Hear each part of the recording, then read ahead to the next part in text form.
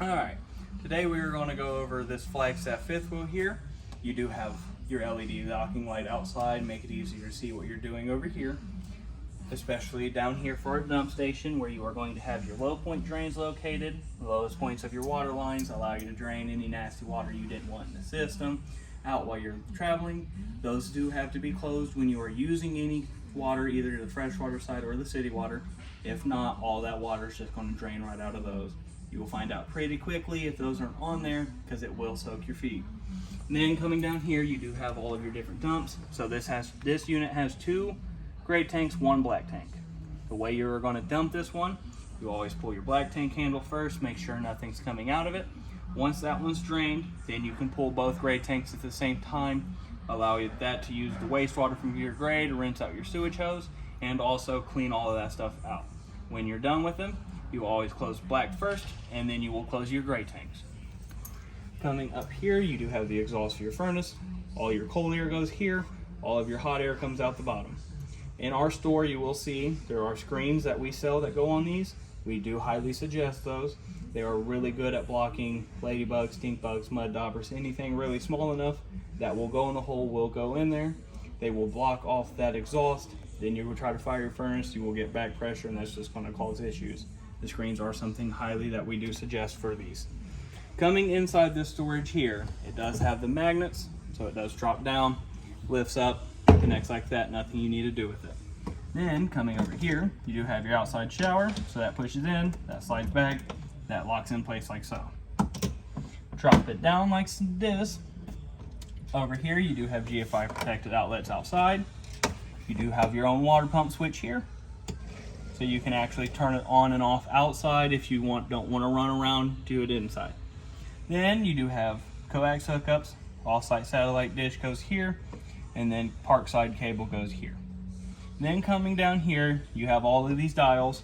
They're not as confusing as they look, just because these ones actually give you labels for where they need to be. So right now, this one is set into its winterized set.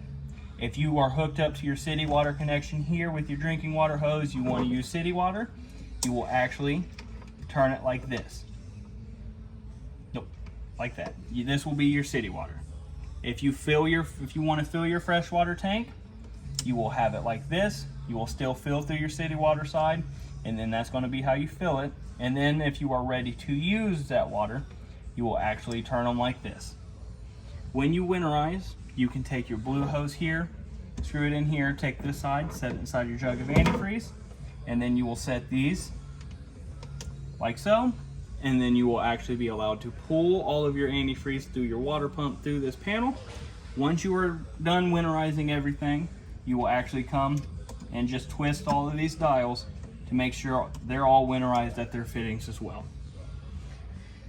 Like we already mentioned, this will be your city water side and your tank fill. So you'll take your drinking water hose, thread it in there. That's going to allow you to have the pressure through that hose from your spigot going to all of your fixtures inside. Or this will be what allows you to fill up your freshwater tank to use that as well for water. This fitting is rated for 70 psi. All of your lines behind it are rated for 200 psi, so you'll never have water issues if you don't exceed 70 psi. What do you guys have Right here we do have this black fitting. You can hook your hose up to that. That is going to be your black tank flush. So when you are dumping the black side, if it's full, you haven't done it a few times, you can hook your hose up there. It'll backflow water through the back side of the tank, help push out any solids that may remain inside your tank. 2 things for that one is make sure your black tank handle down here is open and open all the way when you hook up there and you turn your water on. If not, and you have it closed when you do that, you are going to fill your tank, you'll come back up through your toilet, and then you'll start to have flooding issues with that. So black tank handle has to be open and open all the way. Second thing with it is don't use it every time you dump your black tank. You only want to use it every 3rd to 5th time that you're doing it, just because your tanks are coated in line with special chemicals to help prevent anything from sticking. If you do that every single time, you are going to take those chemicals out as fast as possible, and then you're going to run into issues with stuff sticking inside the tank. One last thing in here, or 2 more things really. This one does have this fitting right here that lifts up, so you can take your hoses up through the bottom. That way when you're camping, you don't have to leave the door open. It can be closed. And then you do also have a filter housing over here. So the Flagstaffs, they do come with these, so you can get a water filter, put it right here, and it's going to run all of your water through it before delivering it to any fixtures inside. Then coming into this side of the storage, if you want to get on this side. Okay. This does open up like so. In here you do have the griddle grill combo in the box right here with the table that connects next to it. You do have a baggie here that's nice leather for your storage cord, so once you wrap it up you can put it in there and it's going to be stored. And then coming back here you do have your auto level system. With this here, it'll be the first thing you do when you get to your campsite. You will disconnect it from your truck. You will make sure all of your slides are closed, that your entry door and your steps are up and your entry door is closed. From there you will click auto level and it will level itself out for you. Once it's done doing all of that, it will say auto level successful and it will beep at you. From there, once you say you went through your trip, you're ready to leave. Once you get it all packed up and closed up, if you click the arrow down once, you will get something that says auto hitch. That once you get it there and you press enter, it will bring all your jacks up, lift it back up to where it was when you pulled your truck out from underneath of it. There are also controls for all of it right up here with instructions that makes it easier in case you ever forget something later down the line. You do have instructions built in right there.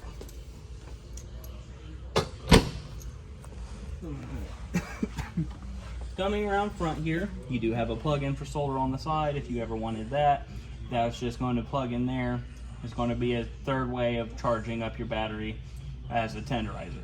This switch is going to control the docking lights on the front, so those will be your LED lights up front. And then inside your storage here is just going to be where your battery and battery box are located.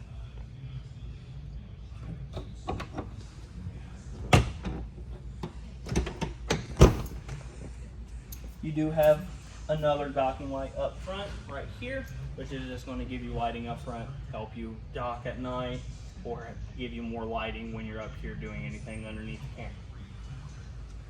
Coming into this door, you do have a propane tank. You do have two tanks on board, one on the door side of the camper and one on the off door side.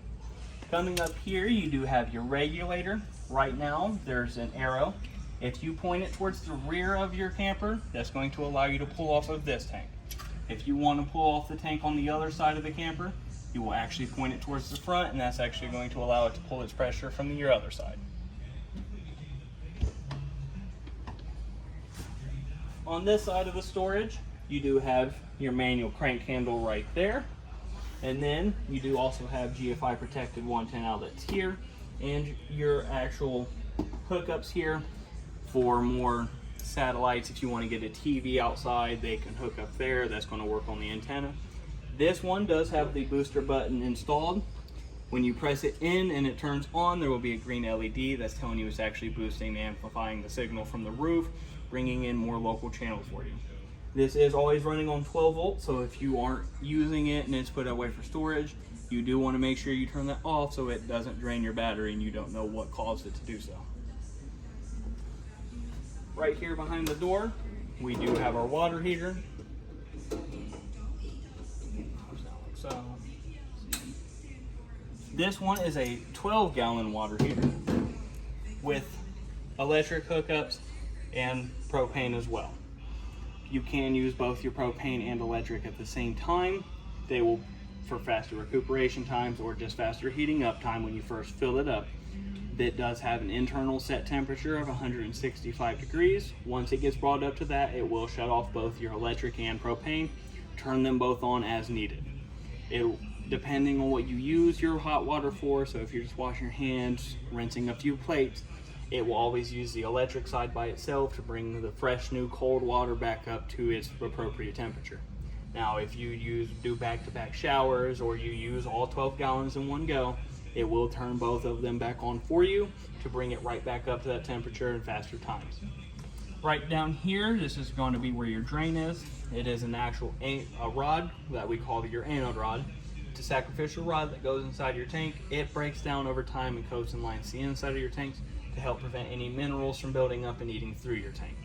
There is a steel rod through the center of it, so once you pull this out and you see big chunks or gashes missing out of it, it is time to replace this. This is a 1 1/16 size socket to get it out of there.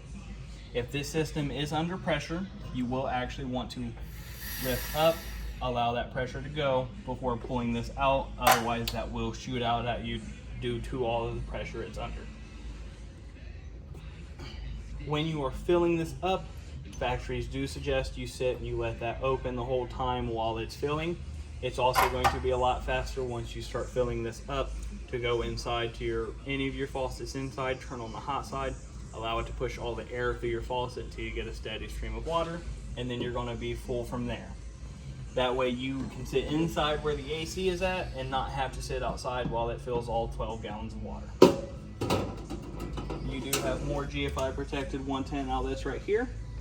And then this little latch here is going to be for our door here to hold it open in case you want your door open but you have the screen door shut and wind's coming, you can do it like that.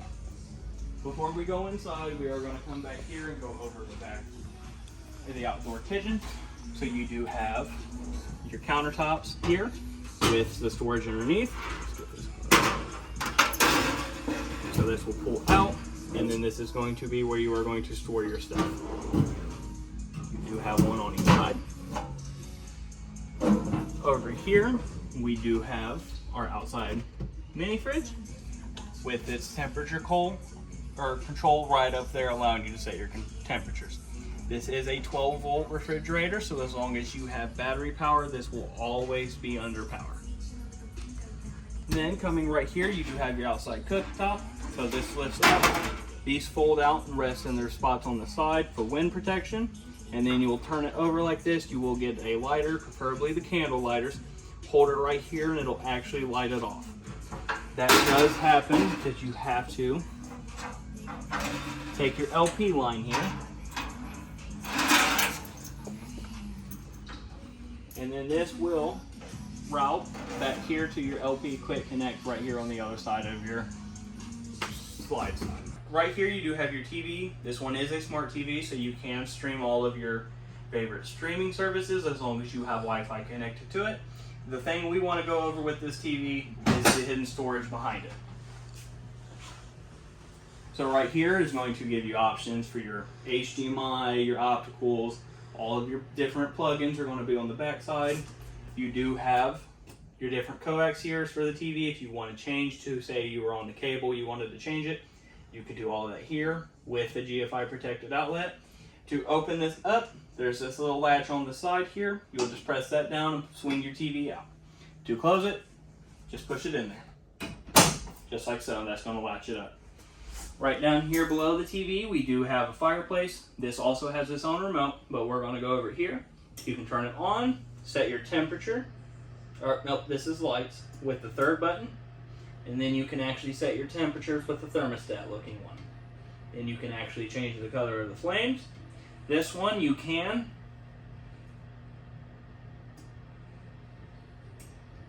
if you tap this a whole bunch.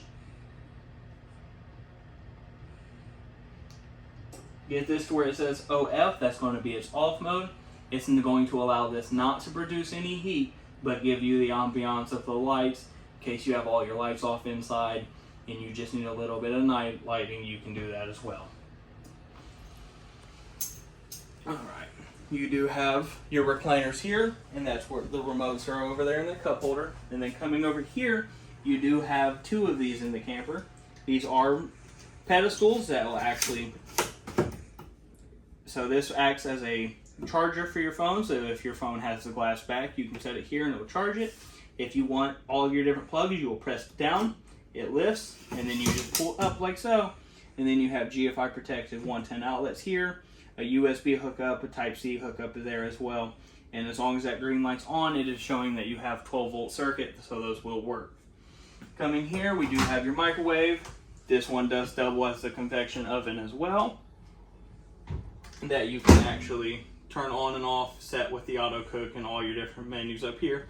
But this one does have the fan built in for your range hood. and your actual light above the stove. Coming here, you do have the range. So this has to be up before you set the top burners to go, but this does also close so that you can have the extra counter space here. This glass is rated to hold up to 11 pounds before you run into issues. Then to open it up, you will just lift, and then you will fold down like so, and then it'll sit like that. And as long as you have propane on board, these are all labeled for what you have. You just press in and it'll light like that. You do have panel lights, which gives you the blue LEDs. On this side here, you have your oven light switch, which gives you the oven, and then the oven operates the same way.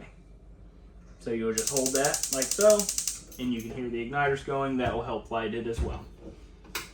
Coming back here, we do have the residential refrigerator. So this pulls like so, pulls on this side, and then you do have the ice maker you can turn on and off, your fridge temperatures, you can set it where you want, freezer, tap that, you set your temperature, and then if you want to turn it off, you can sit and hold this and it'll actually turn it off. This one does actually show you the battery levels of the onboard 12 volt battery, because this is a 12 volt refrigerator. As long as you have battery power there, this will stay on, it will cool the whole time. So it'll actually show you full, mid, and empty. This one will have a knob that threads in here that'll actually hold all three doors closed and make sure they stay closed while you are tracking. And the ice maker is down here, like so.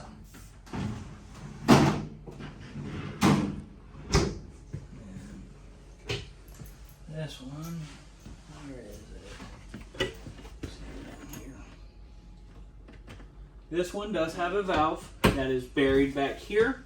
Right now it's pointing towards this. If you had water hooked up, that would actually be what would be sending water to the refrigerator for the ice maker. If you don't want water going to it and you want to turn that off, you'll actually reach back here and twist it to a 90-degree angle pointing towards the front of the unit. Coming over here, we do have another one of those power plugs like I mentioned, and then up here you do have your monitor panel. This one, as you've seen, lit up when I got close to it. That actually turned it on. Coming up here, you do have all of your different lights. So you have your awning, your step light, accent lights, interior 1, interior 2, and 3. You can connect your phone through Bluetooth with this one to their app, like so. And then you have your bedroom light, your water heater gas side, the electric side. You do have your water pump and your tank heaters here. Then you have your awning controls, retract runs in, extend brings out. Then you have your 3 different slide controls, in brings them in, out brings them out. And then you do have your tank reading levels up here. So it'll show you your fresh tank, your black tank, your gray 1, and your gray 2. Right here, you do have the thermostat controls. So with this one, if you click system, it'll go through heat, off, or cool, and you can set it where you want it by clicking mode. If you want to change your zones, you go through zone 1 or zone 2. Zone 1 being the one back here, zone 2 being up in the bedroom. And then you have temperature selects with the small buttons here. This switch allows you to turn on your ceiling fan in the rear. And then right here you do have a solar panel charge controller, so that's going to be showing you what your battery life is, what the solar panel on the roof is doing. Coming up into the bathroom, you do have a controller here for the max air vent, so it'll actually do everything that you need it to do off the controls. Then you have light switch. 1 does this light, 2 does the one above the medicine cabinet here. You do have another GFI right here that is going to do all of your GFI outlets. Over here you do have your tri-sliding shower door, so this will lift, this slides this way, and then slides this way as well.